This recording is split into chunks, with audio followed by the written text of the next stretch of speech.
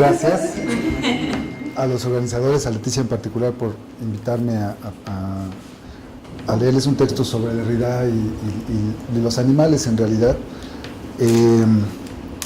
Es un texto que sí tiene algún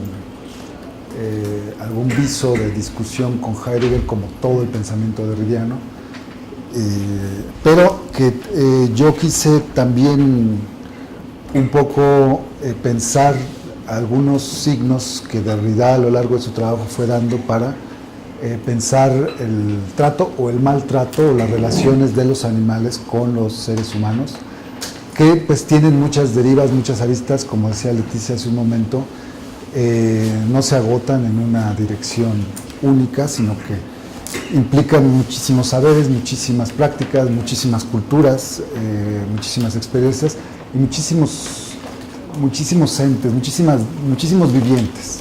Entonces no es un problema fácil. Derrida en principio apunta hacia la multiplicidad, a pensar la singularidad, a deconstruir, como es su costumbre, las oposiciones entre, en este caso, lo humano y lo animal. Él piensa que esa oposición es una oposición más de la metafísica y a lo largo de su trabajo, bueno, pues la empieza a cuestionar muy marcadamente. Sin embargo, también tiene, a pesar de que es muy crítico del tratamiento, no solamente de la ciencia, sino también de la filosofía con los animales, él ve, sobre todo en el discurso social, algunos síntomas, algunos signos de mejoría en las relaciones con los vivientes. Y pienso que un signo de esa mejoría es que hoy estemos discutiendo una problemática tal, ¿no? Entonces, y eso convierte a la deconstrucción no solamente en un consecuente, podríamos decir, de Nietzsche, de Freud y de Heidegger, sino también la convierte en una consecuencia del pensamiento kantiano. Voy a tratar de argumentar en función de eso. A mí me parece que es un problema muy importante, es una deriva tanto cultural como política y económica, determinante de nuestras preocupaciones filosóficas. Debe seguir alentándose la discusión. Nadie tiene todavía una respuesta, ¿no?, sobre esto, pero las derivas derridianas apuntan, claro, a una crítica radical en términos del tratamiento del animal, del sufrimiento infligido a los animales, pero también saluda los discursos, como pienso es este seminario, donde nos reunimos a discutir el asunto, que van hacia otro lugar, que empiezan por las mismas inercias históricas a pensar lo viviente de otra manera y en relación mucho más profunda, mucho más pues íntima, ahora que están hablando de Heidegger, con los vivientes. Entonces, toda la obra de Derrida se podría leer como una reflexión sobre la animalidad. Desde gramatología, Derrida dejó muy bien claro que el problema de la huella, el problema de la escritura, el problema del rastro, de la textualidad, tenía que pasar no solamente por la escritura, digamos, gráfica, sino por lo viviente, que produce en sí misma una diferencia entre diferentes, ¿no? Sabemos que para Derrida pues, no hay un retorno a la identidad, sino una diferenciación profunda y, digamos decir, infinita entre los seres, ¿no? Entonces, desde gramatología Derrida ya lo había pensado, pero fue en 1992 cuando Derrida dictó una conferencia muy importante, que no era sobre los animales, era sobre Marx. Los espectros de Marx es una conferencia en donde Derrida es como si de repente, repentinamente, se hubiese preguntado qué pasa también con el mundo de la animalidad, en medio de una discusión sobre la retirada de Marx, la vuelta a Marx, el asunto de la Cuarta Internacional, el asunto del paro internacional, el asunto del desempleo, el texto de Vivian Forrester sobre el horror económico. Ahí surge una reflexión muy importante que parece ligeramente, parece marginal, pero que luego en los últimos años, en los últimos trabajos de Derrida, no dejará de marcar todo su trabajo de constructivo. Tanto los trabajos, sus últimos seminarios, la bestia del soberano, donde uno analiza las figuras que los filósofos le han atribuido a los animales en términos de la soberanía y la política, sino también en términos de pensar cómo la filosofía pues, ha ignorado injustamente, o cierto canon filosófico ha ignorado injustamente a los animales. Los ha ignorado, y digo injustamente porque pues Leticia escribió un texto hace poco en donde ya ella rastrea reflexiones en defensa de los animales, de Plutarco, de los filósofos, de los pitagóricos, etcétera, etcétera. En cambio, cuando viene la forma de enunciación o triunfante de la metafísica, cuando viene incluso la andanada de Aristóteles contra la animalidad, que dice, bueno, pues hay que hacerles a los animales la guerra, eso parece que va ganando terreno y en toda la tradición, ¿no? A pesar de que la tía por siempre en la tradición filosófica, pues la filosofía es por eso importante, porque produce también su propia crítica, ¿no? La tía desde hacía mucho tiempo esta preocupación por los animales, pero que sin duda los filosofemas, los estereotipos filosóficos fueron ganándole terreno a esa otra preocupación. Y lo que data Derrida en su trabajo es un problema muy antiguo, pero que él pone el énfasis en el grado. Dice que hay una intensidad que no tiene más de 200 años, que es una intensidad que se refiere a la pues, articulación masiva de saberes, de prácticas, de experimentos, de intervención. Por ejemplo, la traslación, la traspolación de la experimentación humana hacia el animal en términos médicos, y por lo tanto del sufrimiento de la experimentación médica hacia los animales. También, por supuesto, es un problema que tiene que ver con los derechos del hombre, el traslado de los derechos humanos hacia los animales, con la declaratoria de 1978, me parece. Y que, pues, apuntan a un cambio, digamos, de intensidad en la discusión, pero también apuntan a otras problemáticas, porque trasladas el ámbito del saber al animal o utilizas a los animales para hacer saber en supuesto beneficio del hombre, y ahí les estás trasladando o nos estamos trasladando problemas de la animalidad, y viceversa, la humanidad traslada a los animales problemas que no son, digamos, no pueden ser propios. Entonces, esto me parece muy importante porque esa intensificación de Derrida la encuentra en Espectros de Marx, ligada a un problema que es el incremento, la intensidad en el trato o maltrato con los animales, ¿no? Y ese maltrato también pues, es algo local, es una cosa que él encuentra en Espectros de Marx, porque voy a leer la cita y él dice que ningún progreso permite ignorar que nunca, en términos absolutos, nunca en la tierra tantos hombres, mujeres y niños han sido sojuzgados, conducidos al hambre o exterminados. Está hablando de Marx y por supuesto está hablando del capital, ¿no? Y lo pone entre paréntesis, fue la primera vez que Derrida empezó como a tratar el asunto de manera ya más sistemática. Y provisionalmente dice, pero a disgusto, y aquí las palabras son importantes, pues estoy tratando otro tema, pero debo dedicarle a esto una reflexión más profunda.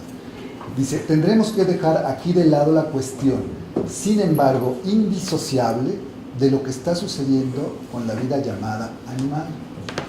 La vida y la existencia de los animales en esta historia. Es decir, en la historia que no tiene más de 200 años. Esta cuestión ha sido siempre seria, pero se verá masivamente ineluctable, ¿no? Y eso es un poco de lo que yo voy a hablar, siempre pensando que Derrida se inscribe, por supuesto, en la tradición de Nietzsche, de Heidegger, de Freud, de la teoría del signo, de los estructuralistas y su crítica, por supuesto, pero que también se inscribe en estos textos de filosofía de la historia kantianos, donde Kant dice, bueno, pero debemos tener cuidado porque a veces hay signos que implican mejoría, y esa mejoría siempre produce pues sus resistencias, ¿no? Entonces, voy a leer el texto, si no me pongo a explicar y nunca leo lo que les preparé. Enormes esfuerzos se han hecho por pensar los trabajos de Derrida en una dirección que señala hacia Freud, Nietzsche y Heidegger, así como a la crítica y recuperación de la teoría del signo enarbolada por los estructuralistas. Sin embargo, la distinción derridiana entre futuro, calculable, previsible, agendable, y porvenir, inefable, incalculable, imprevisible, kantiano, está siempre marcando la discusión deconstructiva en general y la discusión sobre la animalidad en particular. Derrida siempre saludó el gesto kantiano hacia el porvenir, hacia la perfectibilidad de los derechos, de las políticas, del progreso en suma, del progreso hacia lo mejor entendido, digamos, moralmente. No es el progreso económico, no es el progreso científico, sino el progreso moral, ¿no? Que para Kant es importantísimo, ¿no? El hecho de que yo me sienta identificado con alguien que quiere la libertad, que eso me causa entusiasmo, eso para Kant es progreso moral. No importa si sucede o no. No le pueden quitar a los haitianos la posibilidad de tratar de emanciparse.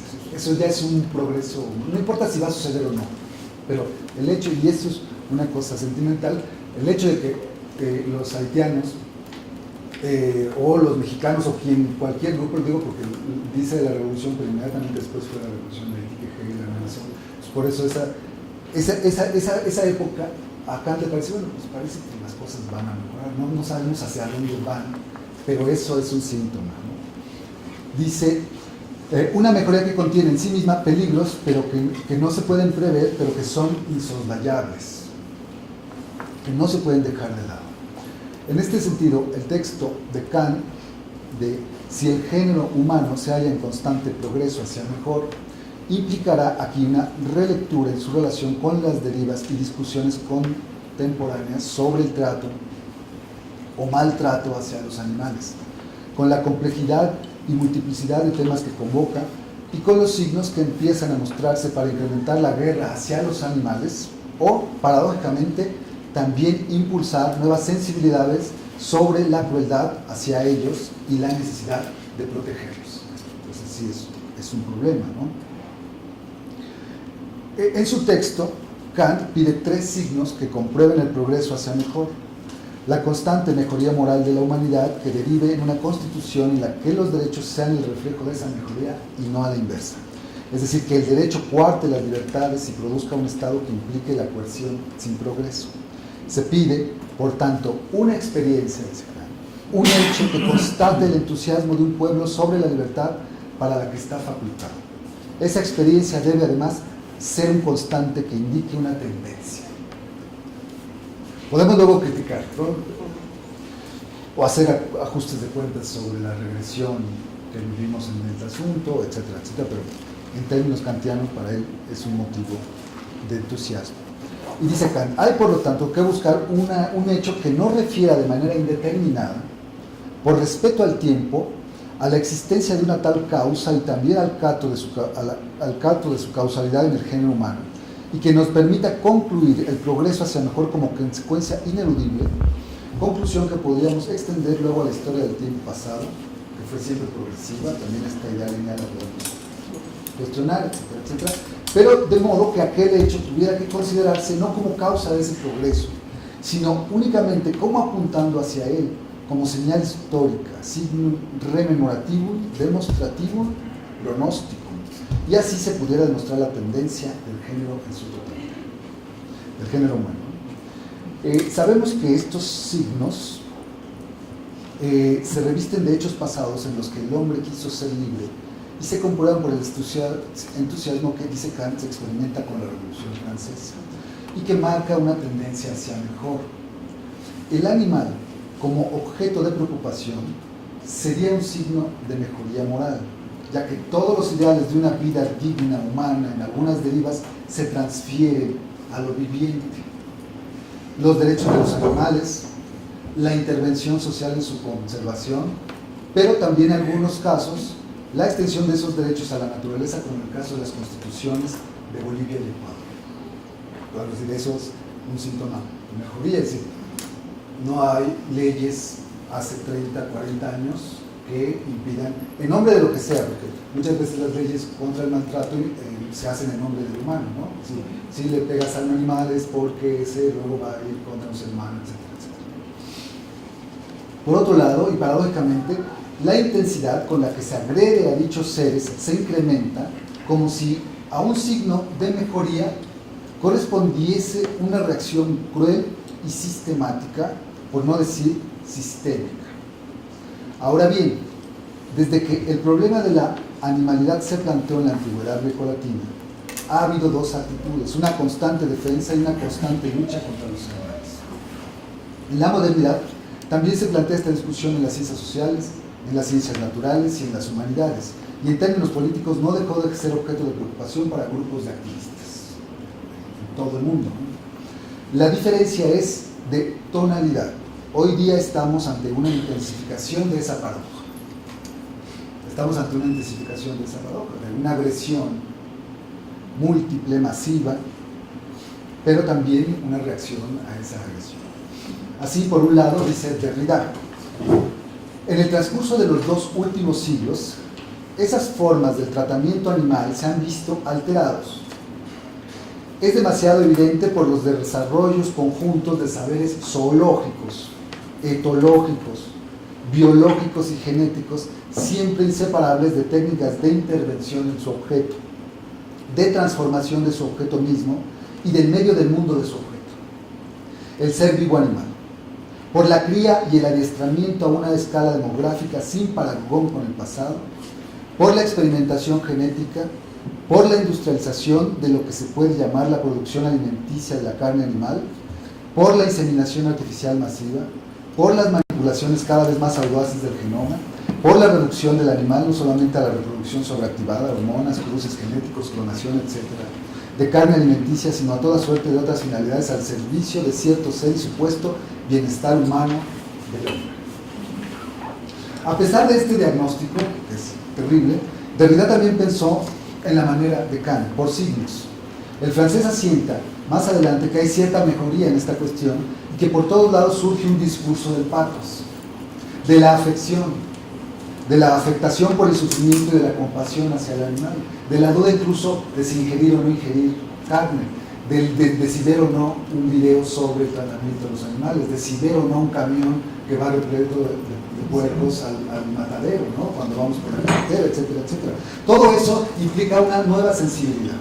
Si existe una indiscutible masificación y quizá ineradicable, hay que decirlo, lucha y guerra contra los animales, si existe un incremento de la industrialización de la crianza, de la explotación, de la eliminación de los animales, también existe como contraparte signos que imponen pensar en una preocupación fundamental sobre lo viviente.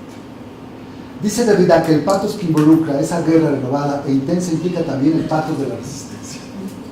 Si estas imágenes son patéticas, lo cito, lo son también porque abren inmensamente la cuestión del pathos y lo patológico, precisamente del sufrimiento. Sin que esto se pueda llegar a confundir con una versión dramática agambeniana, cristiana de la vida, sino es una preocupación, digamos, kantiana, ¿no?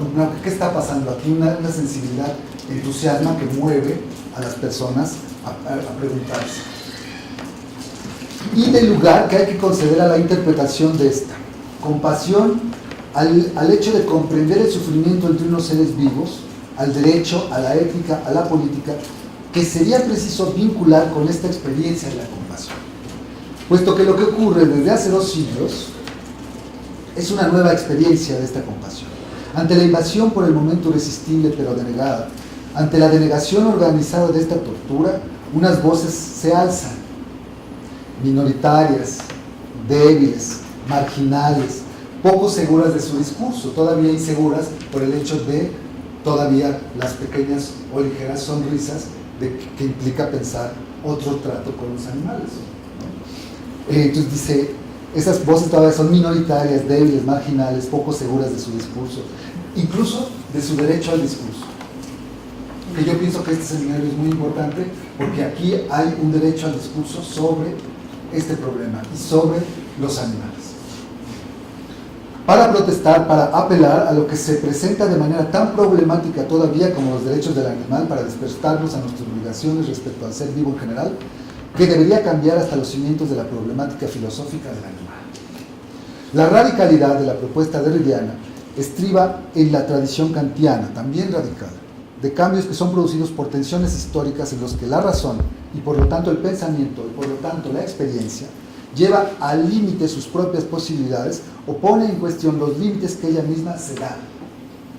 Uno de esos límites es la oposición general, abstracta, del todo nociva, animal-humano.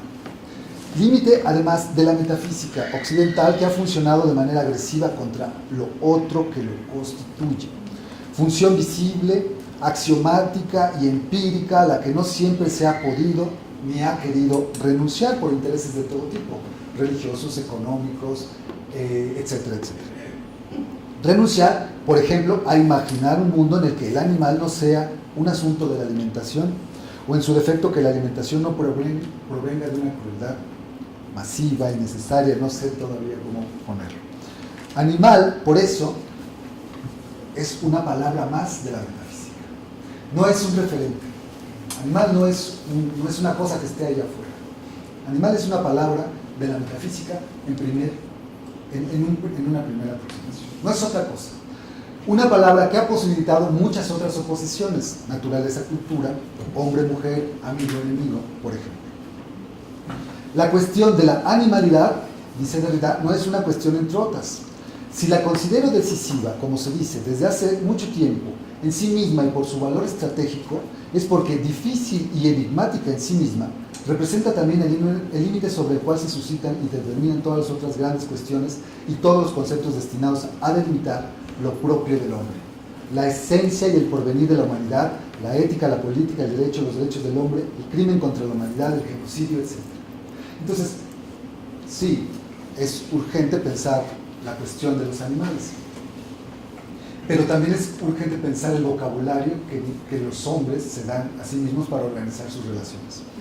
En todas partes donde se nombra algo así como el animal, las presuposiciones más graves, las más resistentes, también las más ingenuas e interesadas dominan lo que se llama la cultura humana. Y no solamente occidental, y en todo caso el discurso filosófico predominante desde hace siglos.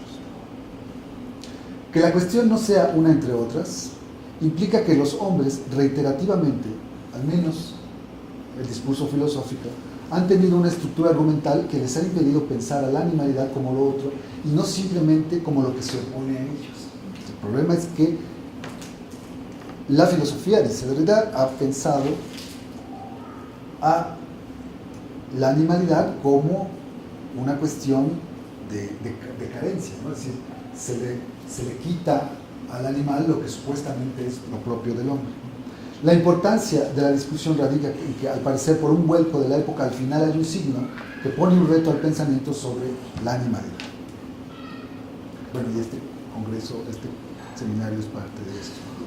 En sentido kantiano, estos signos se comportarían como una crisis, como un cisma que repercutirá indudablemente en un progreso hacia mejor, aunque no lo sabemos con claridad por lo incalculable que ese pensamiento pueda desatar. En el momento en el que ese discurso aún débil cambia la percepción sobre eso que llamamos erróneamente el mundo animal en general por oposición al humano.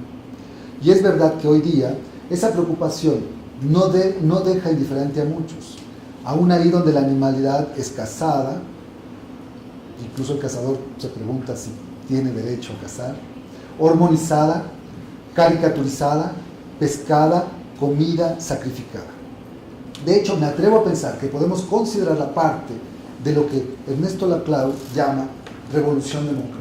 Esto es, la extensión de demandas a capas de la población, en este caso de vivientes indefensas. Aunque población es un concepto también de la biología, que luego Bueno, Darwin lo extrajo de la demografía. Derrida parece confirmar. Dice, por otro lado, aunque desde siempre se haya ejercido una violencia contra los animales, yo intento mostrar la especificidad moderna de esta violencia, o el síntoma filosófico del discurso que la sostiene e intenta legitimarla. Este discurso deberá adquirir cierta perfectibilidad en sus argumentos, acumular una experiencia retórica que permita aminorar la crueldad masiva contra lo viviente. Hasta el momento, las experiencias de defensa de los animales se basan en cierta piedad por un lado, pero también en cuestiones jurídicas. Ello nos invita a pensar en la siguiente cuestión: ¿en nombre de qué se defiende a los animales? ¿Pueden ser los animales colocados como figuras de exclusión sobre las cuales debe aplicarse una política que, como otras figuras de exclusión, han sido marginadas? Esa defensa se debe hacer con cuidado y, como es costumbre constructiva, no ceder nunca a las generalizaciones, porque, por ejemplo, trasladar el tratamiento médico de un animal, el tratamiento médico de un humano hacia al animal con los procedimientos de intervención, quizá deba ponerse o someterse a discusión, porque trasladar, por ejemplo, experiencias del orden humano y del orden además humano muy pequeño hacia los animales, pues también puede ser, porque no solamente trasladas la experiencia, trasladas los afectos, por ejemplo. O sea, también, por ejemplo, a los animales domésticos tú les trasladas tu afecto y les trasladas también tu propia experiencia del humano. Entonces, ese es un problema complejo. La disyuntiva en un nivel social del discurso apunta, como por otras tantas defensas, a privilegiar los esfuerzos, a jerarquizarlos ahí donde se dice, bueno, primero el humano, luego los animales, ¿no? Con todas las cargas metonímicas que ello conlleva. Metonimias que hacen circular los propios de animales a hombres y viceversa. El privilegio, la jerarquía, la deriva en la que lo humano y sus metonímicos empiezan la sobrepuja de la semejanza y de la ética de la identidad. Primero el hombre, luego sus semejantes, las mujeres, los niños, los pobres, los indígenas, y un largo número de figuras igual construidas históricamente, como la figura del animal. La figura del animal, repito, no es algo que está ahí. Si ustedes a ver un animal, no es lo mismo un protozoario que una hormiga, un elefante. Esta primera implicaría al dicho amar a los humanos antes que a los animales, que es un argumento humanista. O por el contrario, la percepción inversa. Amar a los animales implica odio a los humanos. La idea según la cual es mejor amar a los animales que a los humanos. Porque en el discurso social poco importa que alguien lo defienda o no lo defienda. Hay un discurso, hay un hecho del discurso que piensa, es que ¿por qué alimentas a los animales en lugar de a los humanos? O viceversa. Amas a los animales porque odias toda la perversión humana en la que ha caído la civilización, ¿no? Y esto es un hecho del discurso, no es, bueno, no solamente un hecho del discurso, es un libro incluso, ¿no? Que ahora voy a hablar de él. Deriva humanista también en ambos casos, ya que implica el traslado de la jerarquía del humano al animal, la supremacía, valoración de un viviente sobre otro. Pensemos en el famoso libro de Luc Ferry, El nuevo orden ecológico, el árbol, el animal y el hombre, en el que se insinúa que estos pasos retóricos son peligrosos para la democracia liberal y que liga esas tensiones con la experiencia del nazismo, según la cual éste habría tenido reglas estrictas de defensa de la naturaleza. Pero hay que analizar incluso el título del libro de Ferry, El árbol, el animal, el hombre, en cuya semántica late la tensión metafísica general de la oposición naturaleza-cultura, y cuya generalización debe ser llamada cuestionamientos de corte de la idea. Luc Ferry impulsó una polémica en donde esto parecía amar a los animales o impulsar la idea de que el vegetarianismo de Hitler implicaba también que los vegetarianos podrían tener alguna deriva de odio antropológico. Y ello debe además llevarnos a preguntar cuáles son los límites de la defensa y cuáles los alcances de la agresión, que no son otra cosa que la cuestión de los límites del humano, en tanto defender, si el hecho de defenderse, a una agresión no se defiende, podría ser algo propio, la resistencia al poder del humano, es decir, no es propio de los animales defender, o lo propio de lo humano también sería agredir, es decir, la capacidad de hacer la guerra. La cuestión de los límites así se multiplica, tanto como se multiplican los propios del ser humano. En esta discusión es en la que se juega una de las apuestas de Derrida sobre este asunto, que puede ser resumida en otra pregunta antigua en la filosofía intelectual, pero no por ello clara. Esta pregunta es la siguiente: ¿cuál es el umbral entre lo humano y lo animal? Así las cosas, hemos de contribuir al debate sobre esos límites umbrales y propios con el ánimo de buscar, en esos síntomas de mejoría moral que nos invitan a pensar el sufrimiento animal, un discurso que merezca y que vaya más allá de la deriva jurídica. Esta cuestión de la animalidad, que no dejó de estar presente en los textos de Derrida durante toda su vida, anudan varias cuestiones sobre la misma deconstrucción. Es decir, al tiempo que uno va pensando la animalidad, los animales, etcétera, la huella, va uno también pensando en las posibilidades mismas de la deconstrucción. Esta, como reflexión de la différance, como pensamiento de la alteridad, encuentra en la animalidad un concepto fértil para cuestionar una de las oposiciones fundantes. En gramatología, el análisis derridiano advierte que la metafísica pensó lo otro del humano con un dejo de simplicidad, de semejanza y de identidad. Eso otro implica a todo lo que se termina como no viviente y a todos los niveles de la organización animal. Así, en abstracto lo decía en 1966 Derrida.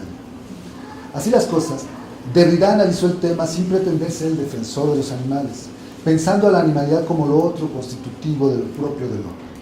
La crítica se sostiene porque esos propios son arrebatados al animal. Sin embargo, se podría probar fácilmente, y según casos singulares que atienden a geografías y culturas distintas, que aquellos atributos del hombre son también característicos de ciertas especies y que la reducción metafísica hombre-animal ha simplificado, violentándolas, la diversidad de las especies. ¿Saben ustedes cuáles son los propios? La razón, el lenguaje, el juego, el trabajo, la técnica, la mentira, la confesión, el suicidio, la muerte, etc. Todos esos son, digamos, propios del ser humano, que nada prueba, y los saberes etológicos lo han mostrado, que no estén también en el animal. En esta cuestión no se trata de atribuirle al animal lo que el hombre le ha arrebatado, sino de ver que los límites entre las especies no son claros. Es decir, que no hay un límite abstracto y general, sino una multiplicidad de límites. La crítica deconstructiva no intentaría restituir al animal los poderes que se le discuten.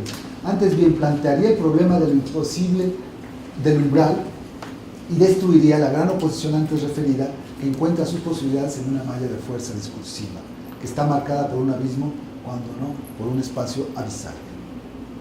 Voy a citar a Derrida. La discusión merece empezar cuando se trata de determinar el número, la forma, el sentido, la estructura y el espesor estratificado de ese límite abisal, de sus bordes, de esta frontera plural y plegada varias veces sobre sí misma. La discusión se vuelve interesante cuando, en lugar de preguntarse si hay algo o no un límite, si hay o no un límite discontinuo, se procura pensar lo que se transforma en un límite cuando es abisal, cuando la frontera no forma una línea indivisible, sino más de una línea en abismo, y cuando por consiguiente no se debe trazar, ni objetivar, ni contar como una e indivisible. Es decir, no habría un límite entre lo humano y lo animal, sino que habría una multiplicidad de límites, ¿sí? O sea, una multiplicidad de experiencias, de relaciones, y en eso es muy importante el etólogo que citó la doctora, porque parece que Wexpool es un biólogo que piensa esos límites, ¿no? Entonces piensa, por ejemplo, la cuestión de la garrapata, ¿no? La garrapata, la garrapata lo único que necesita son detectar el calor del mamífero para caer sobre él. No es que está mal la garrapata o no, es su umbre, ¿no? Y pasa 20 años, 25 años haciendo eso, ¿no? Entonces, ahí hay una entidad que hay que pensar de manera distinta a un gato, a un perro, a cualquier otro viviente, incluidas las plantas. Esta es la cuestión en la que Derrida no dejará de insistir, deconstruyendo uno a uno los propios del hombre. La multiplicación de los límites apunta, por ejemplo, a pensar la animalidad no en singular general, sino de manera casuística, en la que la singularidad de una hormiga pueda ser reconocida en todos los vivientes. Porque, por ejemplo, Nietzsche, que era muy sabio, él decía que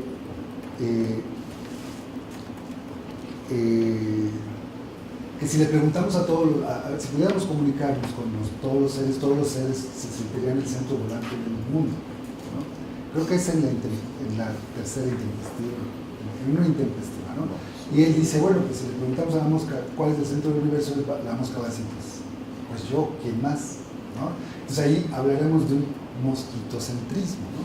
Entonces este mosquitocentrismo lo que nos haría es, pues, todos los seres tendrían el derecho a hacer lo propio y a sentirse el centro del universo, ¿no? Entonces si pudiésemos hablar con una hormiga nos diría, pero es que tú no puedes cavar en la tierra o cruzar los entresijos de las paredes, y eso a ti te pone en desventaja. Depende, como decías hace rato, de que para qué necesites el órgano, ¿no? Los hombres, o el hombre de la metafísica, se ha dado el hecho de nombrar a miles de especies con la palabra animal, atribuyendo características que una vez que son pronunciadas producen solo un límite, y ese es el problema. La producción de ese límite hace ver y hace tratar una especie de biopolítica de la animalidad al animal como susceptible de ser tratada como poblaciones, ¿no? También es un problema con Darwin, porque Darwin trasladó ese concepto de la demografía. En todo caso estaban la biología y la demografía implicadas, porque Darwin no veía las diferencias, veía este pájaro se parece a este otro pájaro, digamos, simplificando, pero no, para que los biólogos no vayan aquí a expulsarme de la academia. Bueno, pero lo que le interesa a la deconstrucción son las palabras que se usan, no tanto los referentes empíricos a los que se hacen alusión, ¿no? La etología, ya, bueno, sí. Sí. Bueno, algo importante. Sí. Sí, bueno, en general, esa es como la apuesta derridiana, el asunto de complejizar, por supuesto que es, además este trabajo sobre el propio, que se convierte en un trabajo sobre la huella, es una parte del trabajo derridiano sobre la animalidad. En sus últimos seminarios relacionó muy marcadamente el problema de la animalidad con figuras de lo político, con fabulaciones que implican, por un lado, organizaciones estatales, organizaciones soberanas, a cuenta de atribuirle a lo político características de la animalidad, y además no solamente características de la animalidad, sino características, digamos, contranaturales, pues si eso puede existir en la deconstrucción. Esto es, por ejemplo, la asociación de seres distintos, que Derrida llama la bestia. La bestia es una asociación en donde no hay un límite entre, por ejemplo, pienso en el centauro Quirón, que fue educado, dice Maquiavelo, por un león y una zorra, ¿no? Entonces era una bestia porque no era de ninguna especie en concreto. Entonces, la cuestión de los propios es una reflexión derridiana muy importante, que es una parte del trabajo de Derrida, porque en resumidas cuentas lo que hizo Derrida, que me parece que la vida no le alcanzó, el cáncer lo fulminó, pero él quería pensar todas estas preguntas, toda la forma, todos los argumentos, las axiomáticas, las lógicas que había. Y ya saben, Derrida siempre tuvo un canon de textos filosófico pues muy tradicional, ¿no? No de texto, se deconstruye grandes filósofos. Que él piensa que cuando se trató de pensar algo distinto, incluido Heidegger, me parece, cuando se trató de pensar algo distinto de los animales, la misma inercia semántica y pragmática de las palabras de la metafísica volvía hacia la siguiente, hacia lo mismo, ¿no? Voy a poner un ejemplo para terminar y ya luego la discusión lo vemos. Nada más un ejemplo muy sencillo, porque es un ejemplo que aparece en un seminario de Lacan, que Derrida lo piensa muy marcadamente, que es el análisis que hace Lacan del adagio de Hobbes, que en realidad no es un adagio de Hobbes, sino un adagio de Plauto, que dice Hobbes que tampoco era de Plauto, sino de un dicho del pueblo romano, ¿no? Voy a leer todo el argumento para no equivocarme. Pensemos en la interpretación lacaniana del adagio: el hombre es el lobo del hombre, porque nos puede ayudar a clarificar esta imposibilidad del vocabulario de la metafísica para pensar a los animales. En el texto de Lacan, interpretando la famosa frase de Hobbes, que como dije es en realidad Plauto, en realidad el pueblo romano, etc., esta frase significa, al menos en una primera interpretación retórica, dos cosas. El hombre es el lobo del hombre, quiere decir, los hombres son como lobos cuando actúan con los demás hombres. Primer prejuicio, pues se traslada una característica humana a los lobos. Prejuicio, pues desde luego los lobos no atacan a los hombres. Y además no atacan por atacar a ninguna presa. Podríamos pensar, ¿no? Está marcando una esencia del lobo, ¿no? Segundo desvío retórico. La frase está sacada de contexto. En De Chile, Hobbes dice: es un dicho del pueblo romano que el hombre es un lobo del hombre cuando está con los extranjeros. En cambio, como un dios cuando está con sus conciudadanos. Esa es la frase completa. Lacan intentó interpretar la frase en un contexto argumental novedoso que dejaría a los lobos fuera de la crueldad que se les atribuye, ¿no? Dice: Lacan está analizando el problema de la ley y el crimen. Según esto, lo propio del hombre sería la ley, su respeto y su transgresión, es decir, la moral y el crimen. Entonces, el hombre solo puede moverse en un ámbito del que el animal escapa, pues es cruel solamente con los semejantes. Y los lobos no pueden ser crueles, son, digámoslo así, inocentes porque están fuera de la ley. Dice Lacan: esa crueldad implica a la humanidad. A quien apunta es a un semejante. O sea, el hombre no es como lobo, sino cuando ve en el animal algo de humano, por ejemplo. Esa crueldad misma implica a la humanidad. A quien apunta es a un semejante, incluso si es un ser de otra especie. Grave, ¿no? Así, cuando los hombres son crueles, no lo son porque sean como lobos, sino porque son hombres. Lacan aquí produce a la crueldad como un propio del humano. Incluso si el hombre es cruel con el animal, estará atacándolo por ser hombre o porque ve en el animal a otro hombre. La frase así debería ser, sin metáfora: el hombre es el hombre del hombre. Y se ha dicho que la crueldad es hacer el mal por el placer de hacerlo, y que en estricto sentido ello no puede ser lo propio de los animales, pues ellos son inocentes, están más allá del bien y del mal. Entonces, como el cuento de Francisco de Asís y el lobo, ¿no? que defiende al lobo, etcétera, etcétera, ¿no? ¿Qué dice Derrida? Dice: consecuencia evidente, no solo uno no sería cruel, ni criminal, ni criminalizable, ni culpable, cuando hiciese sufrir a los hombres no legitimados como tales, sino que tendría derecho a infligir el peor sufrimiento a los animales, sin ser nunca sospechosos de la más mínima crueldad.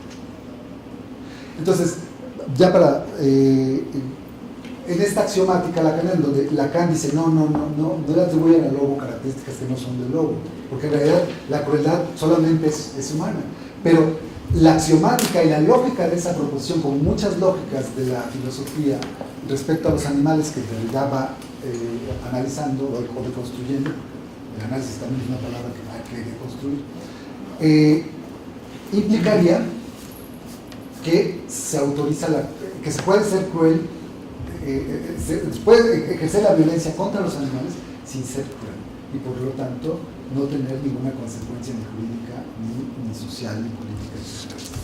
Entonces, estas lógicas de la filosofía son las que Derrida se dedica a un poco a deconstruir, sacando siempre algunas experiencias muy concretas, muy pragmáticas en el discurso social pues hoy yo tengo aquí varias cosas, pero dejo poner para la para discusión. poder Gracias. que les pregunto. Gracias, es muy interesante.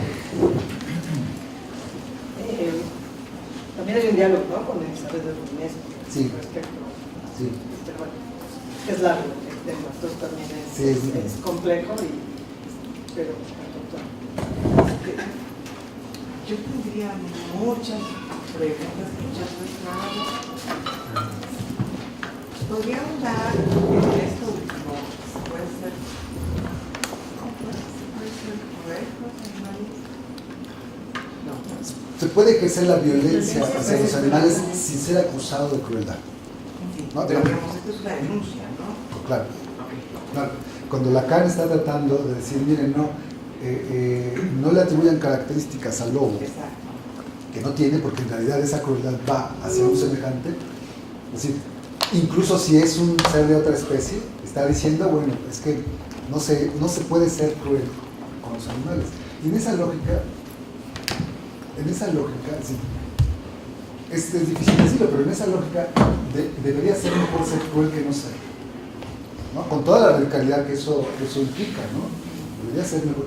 Ser acusado de crueldad contra el animal debería ser mejor que no ser. O sea, la posibilidad de ser cruel con los animales debería ser mejor que no serlo. De una axiomática de corte. que no serlo. Que no serlo. Porque si tú denuncias que hay un trato cruel, tú puedes condenar un trato cruel, pero si tú asumes que no hay crueldad, porque no le puedes transferir la categoría que no le es propia, pues entonces estás simplemente normalizando una acción, autorizando la violencia, tipo. y no puedes denunciar. O sea que es todo, por ejemplo, toda la ingeniería alimentaria funciona con la idea de que no hay crueldad, porque claro, ¿no? Si no, no justifica. Si nadie nos pregunta, ¿por qué Kant? O sea, ¿por qué partir de Kant? Yo no terminé ¿Por qué? ¿Que no hace falta? No, yo pienso que sí, porque sí hay o sea, sí el discurso social del activismo en favor en defensa de los animales, me parece a mí que tiene que pasar por el hecho de que está haciendo una mejoría en el género humano, o sea, que sí es mejor pensar y reflexionar sobre el maltrato hacia los animales o sobre el trato hacia los animales que no pensarlo, y eso es... Pero entonces estaríamos diciendo que sí es mejor no pensar como Kant, que la razón es un valor supremo que le da al ser humano dignidad, En términos del discurso social, yo pienso que sí, y la filosofía debe servir para eso, en estas discusiones contemporáneas. En términos sociales, yo pienso que sí debemos argumentar. Sí, que la mejoría. Y eso es un signo. Y de verdad también lo toma como un signo. Bueno, hay toda esta masificación de la crueldad contra los animales, de la violencia, de la guerra contra la naturaleza, ¿no? Que es un tópico también. Pero al mismo tiempo hay una resistencia a esa masificación y a esa crueldad. Entonces surgen muchas problemáticas. Bueno, en Estados Unidos surgió hace mucho con los textos de los defensores de cuestión animal, y eso implica pues impulso de políticas públicas, por ejemplo. O sea, sí, reflexión sobre qué es lo que estamos haciendo. En Cuernavaca se acaba de aprobar una ley en contra del maltrato animal. No importa el nombre de qué, porque se hace en el nombre, bueno, del humano, de una mejor convivencia, etcétera, etcétera. Sí, está bien. Pero el hecho de que se ponga en la palestra es, digamos, una mejora. A mí me